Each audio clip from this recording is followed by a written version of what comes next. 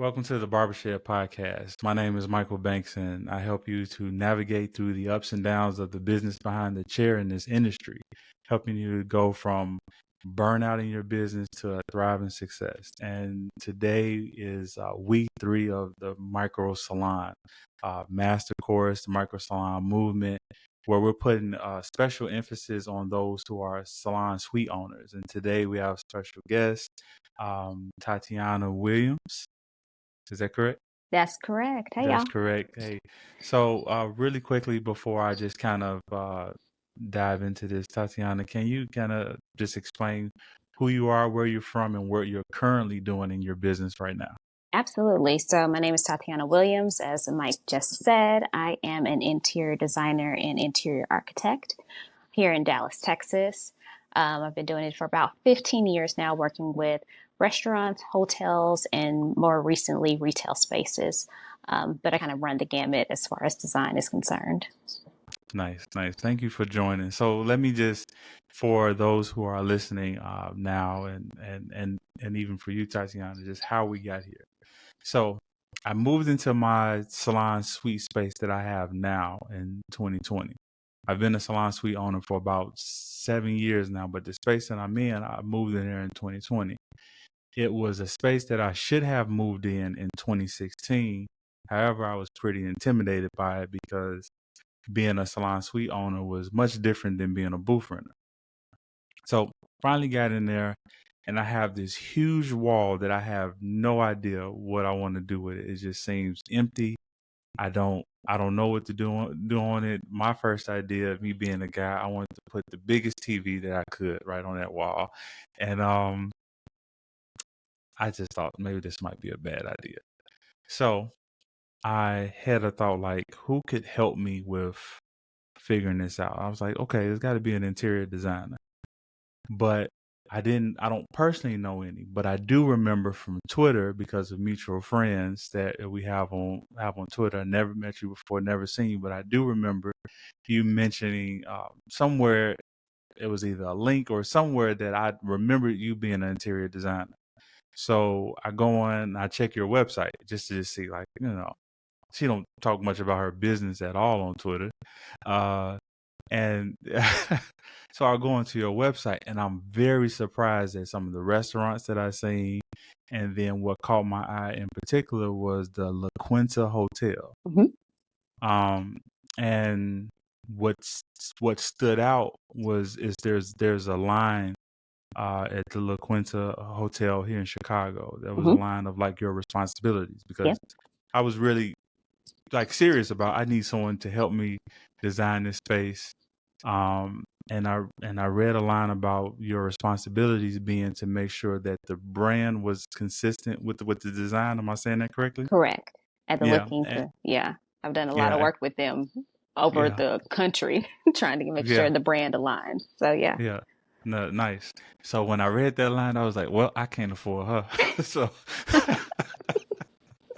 so that was in 2020. So when I Uh-huh. finally did reach out to you and Uh-huh. just ask you a question, that was this year, right? Yeah, that was earlier this So year. that was because I was like, no, if she doing work like this, that'd See, be that's the first lesson. Like, it doesn't matter. Hotels obviously have a larger budget. So that's when you're dealing with a salon or with a suite, of course, it's going to be a smaller budget. We as designer understand that. We're not going to like charge you hotel prices for something that's not a hotel type of establishment. You don't have as much square footage. So are that kind of scales with that. But I do some high end work. I have some high end clients, but I also have just neighbor next door or just friends that are just like, hey, girl, can you give me some ideas? Because I need to do my dining room real quick. And it's like, okay, let's talk about it. all Things like right. that. That's good to know. That's good to know. That's good to know. So you responded back to me earlier this year, and you gave me some ideas that it was just like, this makes sense. Mm-hmm. Then you even sent me some ideas. I Mm-hmm. was like, oh, snap, I'm really intimidated now because, um, Never. but so to fast forward where I'm at now, the micro salon movement is about helping salon suite owners to start up and operate their salon Mm-hmm. suite. And I know for me, I can't say that I honestly took that much consideration in my brand and my mission statement and the value that I want to offer my clients. I didn't take that into consideration when I was putting my space together.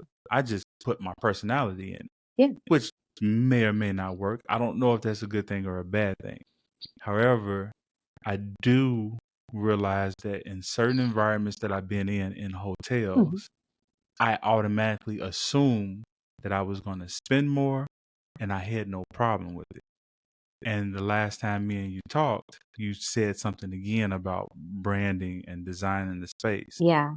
that it was just like, oh, I want to have you on the podcast Well, to have this conversation. I appreciate the conversation. And yeah, branding is really essential because your brand is what you're communicating to your guests, your clientele, right? And so for me, I think a lot of people think about interior design as just making things pretty, right? Like it's just like it's colors and stuff like that. But no, as someone who has a degree in interior design and interior architecture, design is much more deep, impactful from the colors to the things. And I have architectural degree too. So I'm not Oh, here nice. to make things pretty. I'm here to make it functional. I'm here to increase revenue.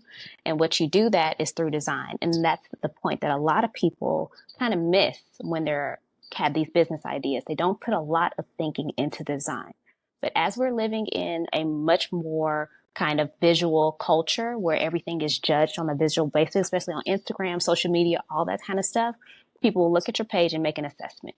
And same thing Yeah, when you come into your space. They come into your yeah. space and they make an assessment. Like behind these cameras, right? Just for an example, I have laundry on the floor. Okay. I have my kids' toys are like spewed everywhere, right? But what you see is what I want you to see because this is perception of me. This is what kind of encompasses kind of my ideal and who I am Yeah. as a person. It's not the laundry on the floor, and I'm also not inviting people into this space to see the laundry on the floor and the kids, right? So we all have lives and we all live our own lives, but it's our portion as business owners to put the best perception of our business out there, and that starts with the first thing that they walk in and see. Yeah, yeah. So can how does the design of the space enhance the client's experience overall? Absolutely. So, what we first start with design is usually you have your logo by then. A logo is the first kind of point of like what clients are expecting. That shows you whether it's the typeface, if it's sans serifs, serif, signatures, whatever. That gives you a perception of what the space is. A lot of things with more signature, you're expecting a more higher level experience. Mm, Um, and so, from a design standpoint, we take that. And then, like we had the conversation a few weeks back, I want to know what your brand is, what you're trying to convey to every client that comes in.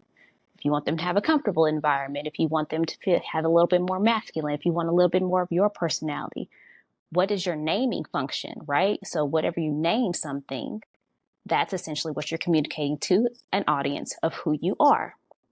And I'm as a designer saying, how can I take that name and make it visual? What yeah, can I take the inspiration behind that name or the actual words in that name to make it visual? So a lot of things within the space communicates those things. So if you want a more masculine space, you're probably going to see more darker tones. You're probably going to see more wood elements. You're going to see much more of a masculine vibe in that sort of sense. If you're going to lean more feminine, that feminine side is going to come out. It's going to be typically lighter colors, a little bit more of maybe even some florals, maybe even some different elements that senses more feminine, whether that's actual or not. People are going to see that and read it to be more feminine or more masculine. And so that's where we start with the space or whatever you wanted to. I remember doing a kids space a few years ago, and it was actually a kids kind of themed restaurant. And so, of course, it had brighter colors because kids are drawn to brighter colors. And hmm then, even from a color standpoint, I studied color theory in college. So different colors evoke different emotions. So if you want a calmer atmosphere, you're going to use the cooler colors. You're going to lean more into the blues and the greens and the purples. Calmer atmosphere, grays. things that will calm you down. If you want a more exciting environment, you're going to lean more to the brighter yellows and reds and things like that that you see for McDonald's, Chick-fil-A, those type of things. Those that promotes energy that also stimulates hunger. So those, Mm, it's a whole science behind how you design from a color aspect, from a design aspect. All of that ties into who that brand typically is at its core. And you may not even know it going into it, but we're feeding you what the brand is from the time you step front in the door. yeah, yeah. Okay, so let me paint this picture. Typically, in my industry, especially here in Chicagoland, when a lot of us are going into salon suites, not all of us are like, I'm trying to grow this brand. It's Mhm. just, I don't want to work for the salon owner that I was just with. I hated the music. I hated the colors. I just want to go into a space. I want to make it all about me. Right. I like these type of colors. I like this type of design. I want to make this pretty. I want to do all this. What type of opportunities are we missing out on if we go into business that way? I think making it about you, I think it's good to kind of segment you from the brand a little bit. Here's why.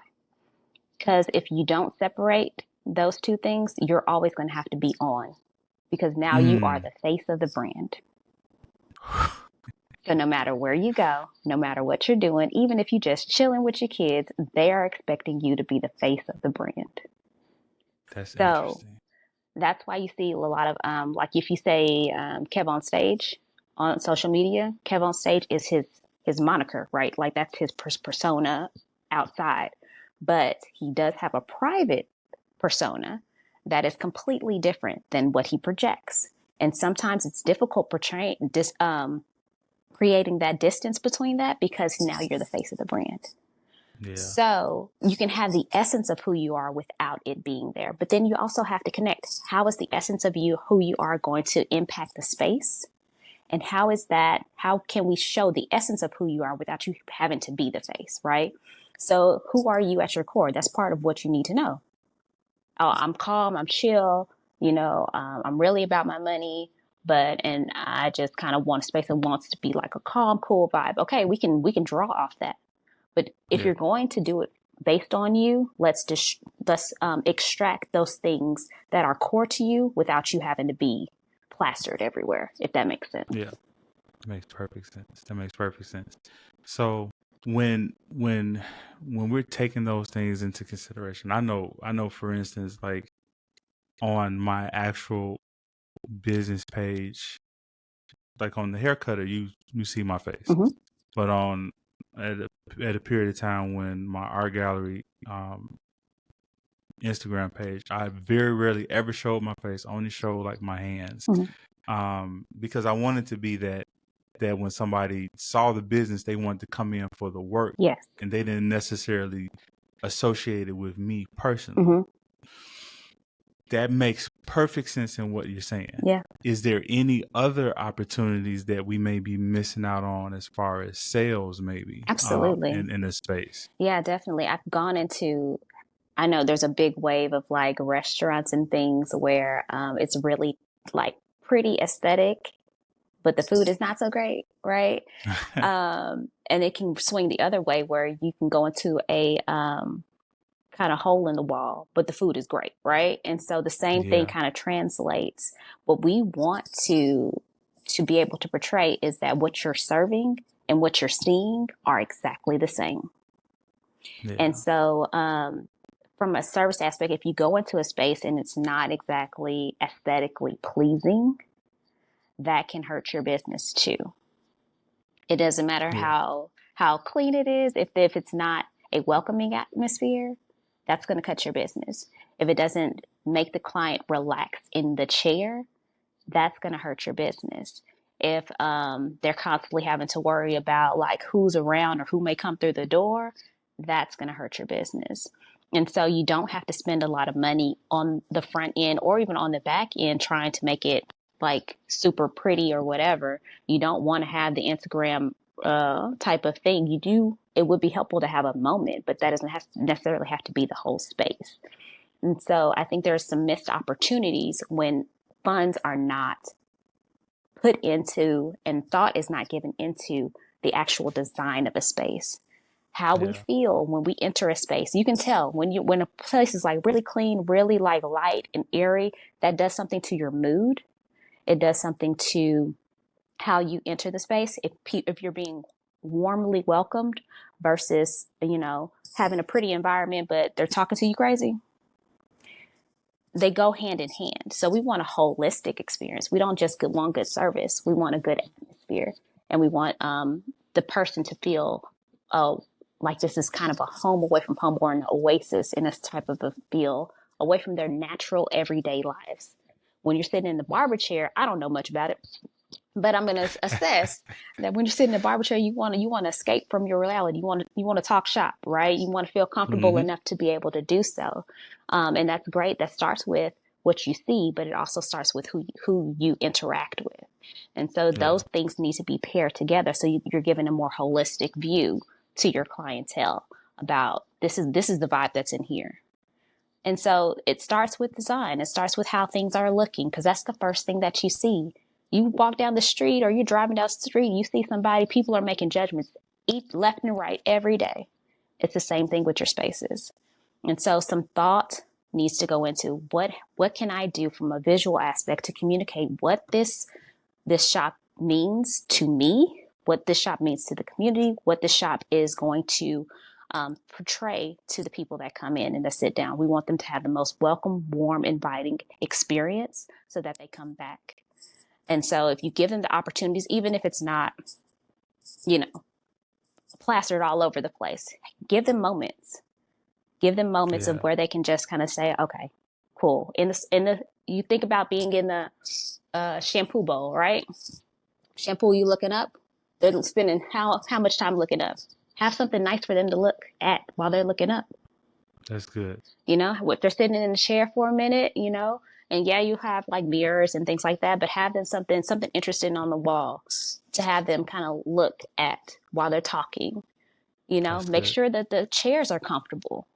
You know, there's lots of little things that you can do to make impact for your guests that say, okay, I want to come back to this space. In fact, I'm going to tell my homegirl, my homeboy, my cousin, them around the corner that they need to come to Hmm. this place. Yeah. That's good. That's good. So I'm interested in this story. I'm interested in knowing what was going on with you before you decided to get into this space of interior design that allows you to talk talk with such passion behind what you're doing. Like, how did you get here? Okay, so what's crazy is I've known that I've wanted to be here since I was 8 years old. I'm one of Oh those wow. rare people that have known. So I was in elementary school. We had this after school program with this kind of there's like, who do you want to be, right? And so I was like, I don't know what I want to be, but I know I like playing with Legos and I know I like drawing, which is not like the rest of the girls in the neighborhood. So how can I combine these two? And so they brought in like different people from different career fields to Hmm. come in and just kind of say, you had nurses that come in, like retired nurses that would come in and talk and stuff. And there was one retired architect. And I was like, I want to spend time with him. And so at 8 years old, from 8 to 10, he was teaching me how to read blueprints, how to understand what the lines meant, what the little symbols meant. And so I've been knowing I wanted to do this for a very long time. So that's what I went Wow. to college for. I actually went through high school. I was talking to him. He had passed away. His intern at the time was like, "You need more physics class." I was like, "Okay, I'm gonna get you one better. I'm gonna get a whole degree in physics." Didn't use it. That was just dumb. I was just overachieving.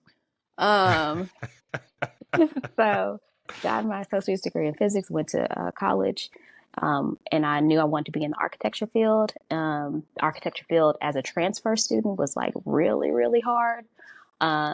So I ended up doing interior architecture, and that opened my eyes to interior design as well because I could do both. And Yeah. so since I've graduated, that's what I've been doing. I'm one of those rare stories where I knew what I wanted to do, and I pursued that from young. And so Yeah. that's why I've been in it for 15 years now. I wanted to initially do restaurants, but we were in the middle of that '08 recession at the time. So I was like, hotels are trying to hire designers. They're trying to keep people. come into their hotel. They're like, we're losing money left and right. So I ended up getting into restaurants, and that was a great exposure. I got to meet a lot of owners. I got to talk to a lot of owners, like as an intern, just straight out of college. That was great. And then, so yeah, I was in on branding sessions with restaurants. That's how I got to the brand design connection. Is that we would Yeah. bring in let's say like a multi brand, like On the Border or something like that, something that's everywhere, McDonald's, whatever. They would come in, they would tell us what the brand is, who they are, what they needed to communicate, will be the focus, right? And so we needed to be able to translate that to a visual aspect. And then even with new restaurants, they would come in not knowing what they wanted. They were like, I just want to serve seafood. Okay, how are you going to do that? Why do you want to do it here in this particular location? What's the gap Yeah. that you're trying to fill? And then we can do seafood and we can plaster lobsters all over the place, right?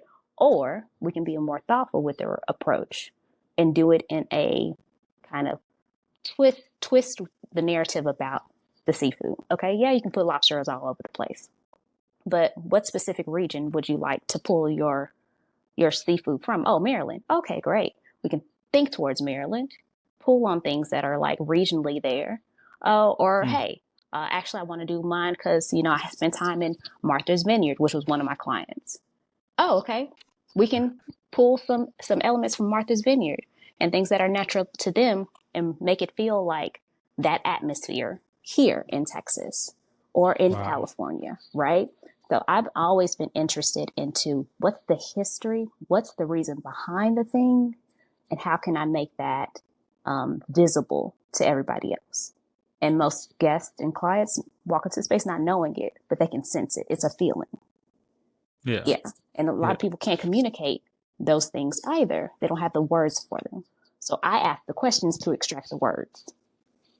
That's good. Yeah. That's good. So what you're doing is, and what I hear you describing is much what what I kind of taught in week 1 and what's coming up in the other weeks about finding streams of opportunity. Mm-hmm. You went from just being an interior designer, architect, where you just the technician doing the Mm-hmm. work, and you understand more like the psychology behind it, the thought process behind it. Where did that come from? Did you have any mentors or coaches that kind of exposed you to this, where you began to see the importance on not just focusing on the craft itself, Mm-hmm. but the other elements that bring everything to life? Do you have any mentors or something I like that? definitely had that mentor that I had at 8, right? And then when he passed, when I went to Yeah. college. And so I was kind of mentorless for a while, but I doubled as a business minor in college. So that Nice. helped because what I realized is that, yes, I'm doing design, but I'm also selling myself. Yes. That's how I get a job. What you'll see if you look on That's my exactly right. social media pages or anything like that, I'm not promoting business. I don't. Yeah. What I do is that I just do good work and I keep it very confidential. And so what happens with that is that word tends to spread. Hey, this girl can do design very well. She can speak and articulate exactly what we're trying to say, what we're trying to do. Also, she can keep things confidential. She can keep her mouth shut. So she's not blabbing about all these things, all these new initiatives that we're coming up with or what this brand is really creating. She keeps it in house. And so that built a reputation for me where I didn't have to necessarily go out and like promote myself as much, because I already proved to some people that honestly God just put in my path to be able to just say, hey, she's not only has the talent, she can talk about it. She's interested in an understanding like who you are, who the business is, so that they can get to what they want as far as a visual aspect is concerned. And she's also into understanding what the numbers are. How are you Yeah. functioning right now financially? Where do you want to be? How can design impact that? And a lot of that is like, okay, we're putting into design, I'll come up with some different concepts. and kind of go from there. Of course, we'll edit those concepts as necessary, but yeah, it was mainly the business aspect really kind of morphed my vision into not just making things pretty, but making them profitable. Yeah, that's good. So, I'm assuming you've been in a salon before. Yes. This has nothing to do with interior design. Okay. But what you said was that you know how to keep things confidential. On your social media, you keep everything about like yourself, your faith, your daughter, things that's going on in your life, and your work, you keep that separate. Yep. Is there anything that you would probably feel if your stylist, they're always putting the camera in your face, showing, hey, look at my work? Do you think you would personally feel some kind of way? Personally, for me, I prefer not to, because if I'm coming to the salon, I'm looking not camera ready. Okay. A lot of people come to the salon and they'll have their makeup on and their eyebrows done. I'm like, I'm not that girl. So personally for me, it was great because what my stylist will do is she'll ask me and I'll say yes, or I'll say no, or only from the back side. Don't show my face because I still want to keep a little bit of that anonymity for me, which is what I promote on my pages, right? You don't know what I do unless you click the link. That's it. Yeah. That's good. And so I don't have a problem with the question. You have to promote your business and you have to show what you're doing. But also when it comes to me, if people see my hair done, they're asking who did it. And I'm going to say who did it, right? And so that's a self-promotion as well. But I understand the necessary element of, hey, we have to video things. We are in a very much a visual atmosphere when we need to see the work. You can't just talk about it. So yeah, it's a matter of just having, hey, do you mind if I take a photo of your hair, do a before and after, get the permission off the hand. And if they say yes, great. And a lot of people will, honestly, a lot of people will. Yeah. There are going to be a few like me that's like, backside only. We're not doing this. Yeah. So. Yeah. So like one of the things that I teach is that if you have a client that only wants the backside of the hair, that's probably not the client to put on the page, because if we're trying to promote confidence and if it's a woman, she feels attractive, she feels sexy, you want to show that in the face. Right. So when we're doing photography work, I want to focus more on the face and the eyes that of someone who feels confident that just so happened is wearing a dope hairstyle, right, rather than showing the hairstyle and making the page about you. I try to make it about the person. Yeah. And I also promote that if you're kind of like stuck on how to do that and you're worried about the space in the background, create a content day that on one particular day, this is what we're doing. We got 3 models. We're doing looks, do the shoot. That's what you promote on your page. Yeah. I think that definitely works. And then have a moment for them within the shop where they can, be cute, or take a moment to say, hey, I want you to be on here. I know your face isn't ready. We have the space for you. Because you're a regular. I really like your style. I think your faces will be something that I really want to promote too. Let's take a moment. Hey, you can use this space to get ready after I do your hair, and then come back if you feel comfortable enough, and we can just kind of shoot from there. And that's an option that I would be much more interested in. You just can't film me raw face. Like, no, it's not. No. Thank you for that. So, all right, back to the topic at hand. All right. We're in the salon space. I've been in the salon space for 7 years. Many, one guy who is, I know for sure is in the course. This is like his first month in the salon suite space. And many other people that I talk to regularly have been in for a couple of years.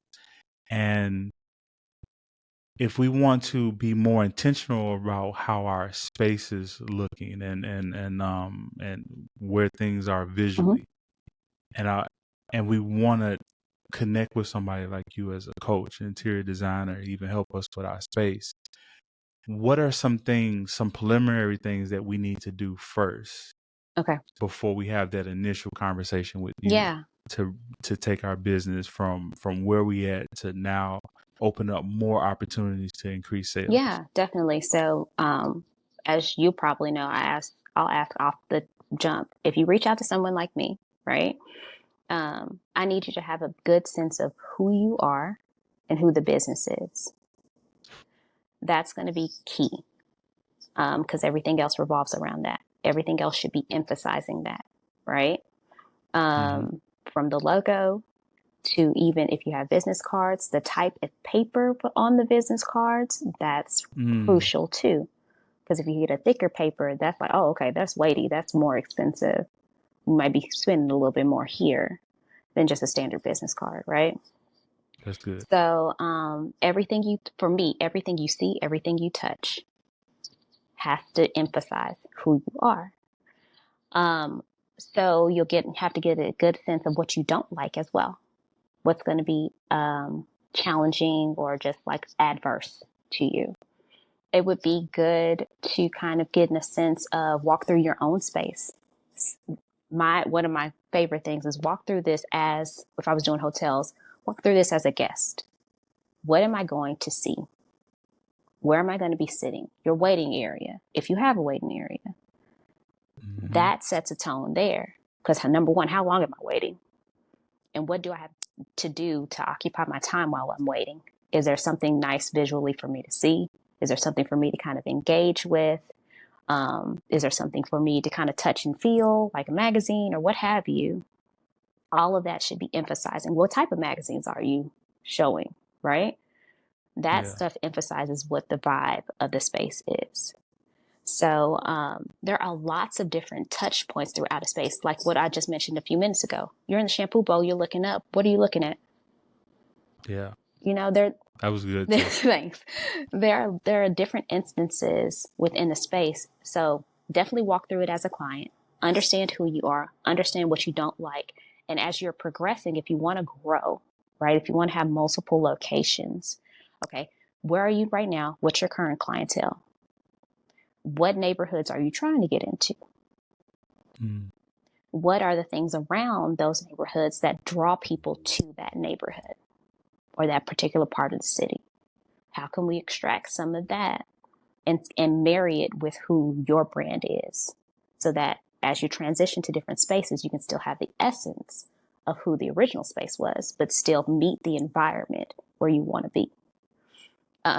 What services are you currently offering? Okay, if you're moving towards this direction, do those same services help with a new location, or will you need to grow that list of services? Okay, you don't. If it's fine, perfect. If you need to grow it, what's popular within that area? What do you see happening within that area? What are the styles that are, most notable? I'm in Dallas, so there's some parts of the city where you see a certain hairstyle. There's other parts of the city where you see a completely different hairstyle. Okay. You got to know where you go. Right.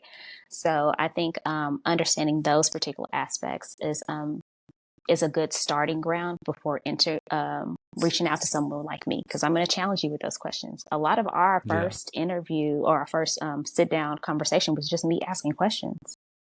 Yeah. Because I just want to know. For sure. Because I don't want to make assumptions. Although I did make a couple of assumptions that ended up being wrong, but I didn't vocalize those assumptions about the Barbershed until I actually asked the questions. Yeah. And a lot of that I didn't know. I was like, okay, so we can switch this. We can change this. This wasn't what I'm thinking. But if that's the heart of who this is, of what this business is, how can we make that visual? And I had plenty of years of experience doing so. So it's grounded a lot in knowing who you are, walking through it as a guest, and understanding where you want to be. And if where you are needs to adjust to where you want to be, and how you can incrementally do that so that you can be ready when that time comes.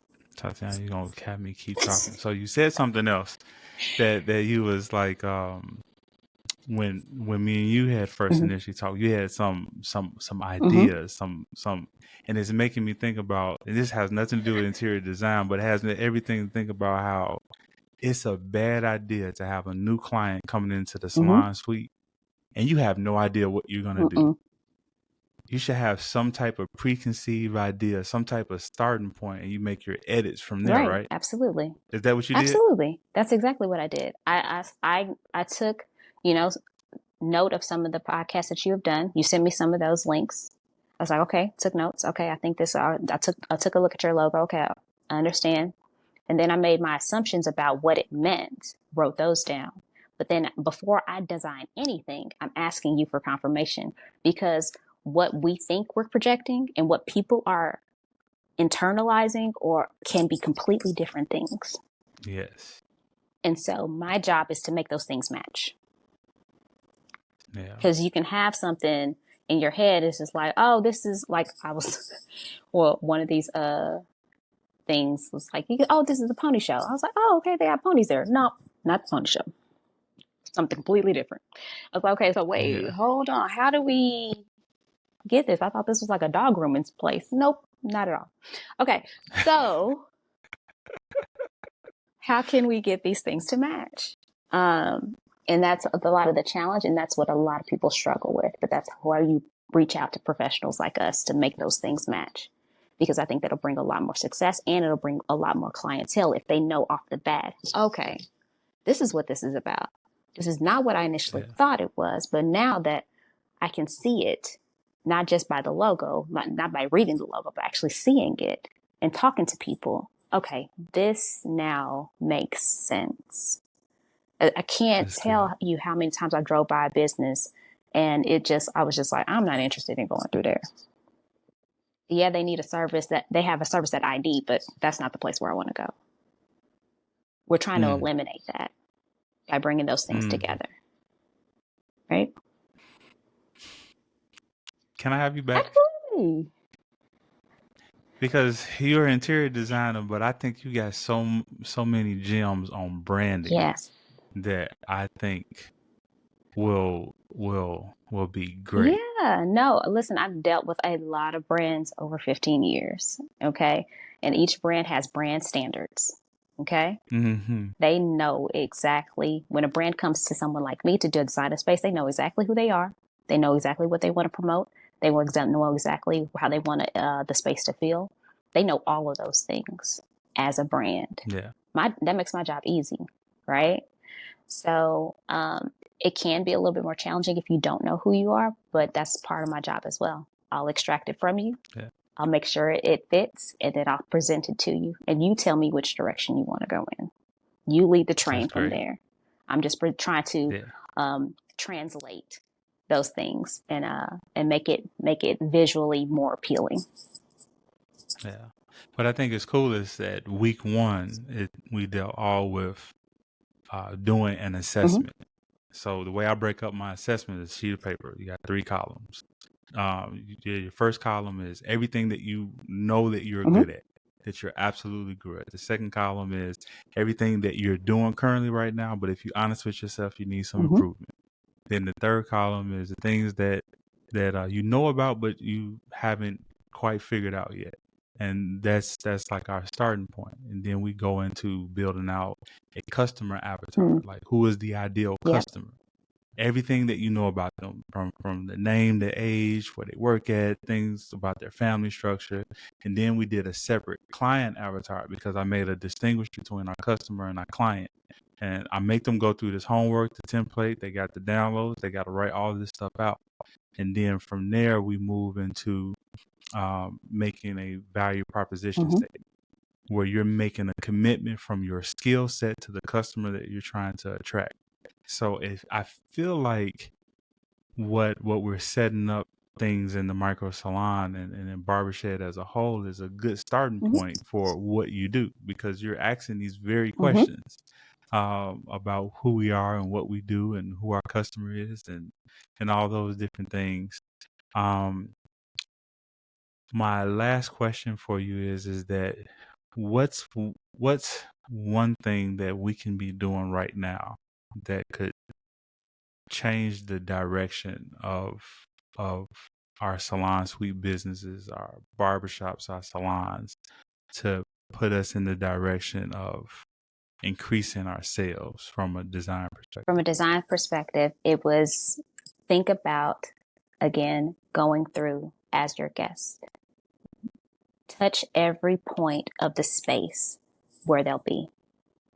See what you want to communicate. If you're sitting in the waiting chair and the chairs are uncomfortable, let's change that, right? If you're in the shampoo bowl, you're looking up, you don't see nothing, but you're up there, let's change that, right? If you're in the chair and you're getting, your style done, okay, what exactly are they looking at? Because the chairs are going to rotate. What are you going to see at each and every point that they rotate? Those are the things that you can kind of think of as a standpoint. People are now drawn to lighter, brighter spaces. That's just what it is. You can see all across the country, all the buildings are now turning white for whatever reason. Before there was gray, right? Yeah. So I'm seeing it here in exactly. Chicago. So people are drawn to lighter and brighter spaces, right? How can you implement that without, detaching too much from the essence of who the shop is, right? Understanding, okay, who that is, who the your ideal clientele is, what do they like, right? What are they drawn to? If it's teenagers, okay, what are they listening to? What are they thinking about? What are they struggling with? And how to address that from a visual standpoint. So a lot of teenagers are kind of in that kind of mid-range. They're kind of like figuring out who they want to be. You got kids, and so a lot of that kind of thing kind of change in wave. Okay, so how can we bring stabilization to that wave in a visual standpoint? Let's have a calmer atmosphere. If you're dealing more feminine, okay, think more of a feminine vibe, feminine colors. It doesn't necessarily have to be pink and yellow and orange. It can just be more calm, muted tones, right?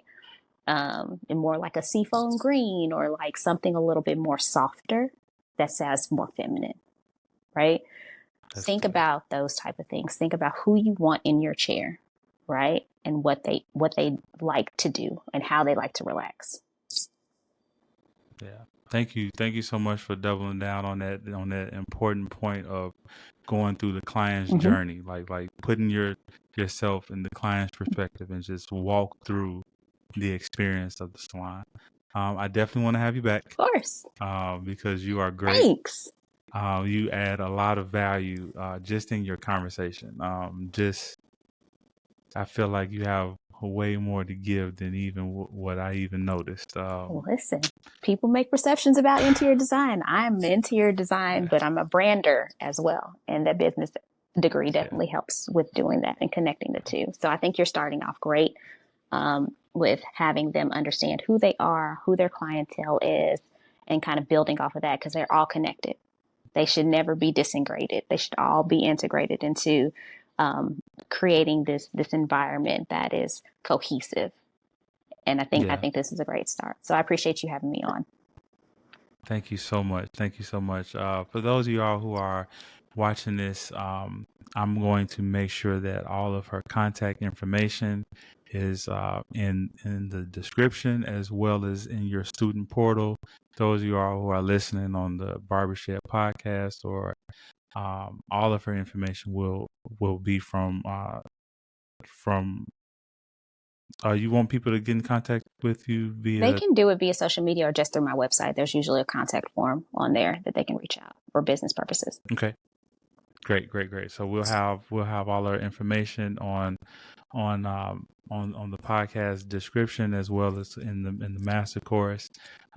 Is it any last minute words that you would like to say before we get out of here? No, I mean, I think this is great. So yeah, if you need any design, one thing I did want to say, if your designer is not asking you those questions and making assumptions without asking the preliminary introductory questions, you probably need to find another designer. Because a lot of designers will try to project who they are or what they like to do onto the business. And I've seen a lot of designers have people come to them because of who they are or the design style that they want, instead of being a designer that's flexible enough to be able to shift to, okay, I can do something gothy, right? Or I can do something really up class and classic, right? So you need someone who can better focus on who you are and be more intrigued with what the business is and what you're trying to evoke, rather than selling their type of design style, if that makes sense. Yeah, that makes perfect sense. It makes perfect sense. Thank you. I don't even have to even ask you, do you have any interior designers in mind of who they should reach out to? Depending on the area, we can talk. Just reach out to me. I can connect you with some people. I definitely have a good, well established connections in Dallas for various different things. But I do have Yeah. a broader network that I can navigate you to. So you believe in networking? Absolutely.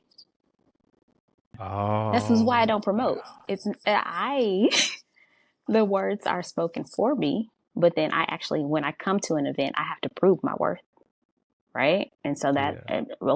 that is involved with me being in the groups of the right people that be able to establish connections. I was invited to a networking section for a bunch of Marriott owners just not too long ago, and because they needed Nice. designers, and I'm just like, I have to sell myself.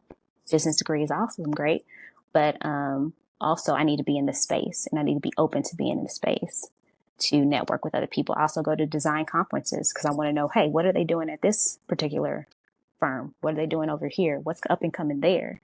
They have this thing on this sustainability, especially in California.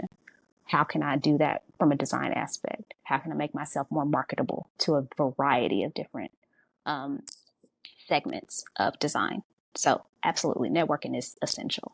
We got to go because we're going to keep talking. We're going to keep talking. I love it. I love it. Thank you again for coming. Those that are listening, I want to make sure that all of her information is in the descriptions. We're gonna have her back because she done tapped into networking now. There's some marketing aspects, definitely some Mm-hmm. brand, and I believe you have some game that can help us as barbers and hairstylists and nail tech, makeup artists, and massage people who have a service based business. I believe you can drop some gems on Happy to us. come back. Thank you No problem. again. And we will see you again at in the Barbershop Podcast, as well as those of you all who are watching this in the course. The workbook for this conversation is going to be down below, so just click the link.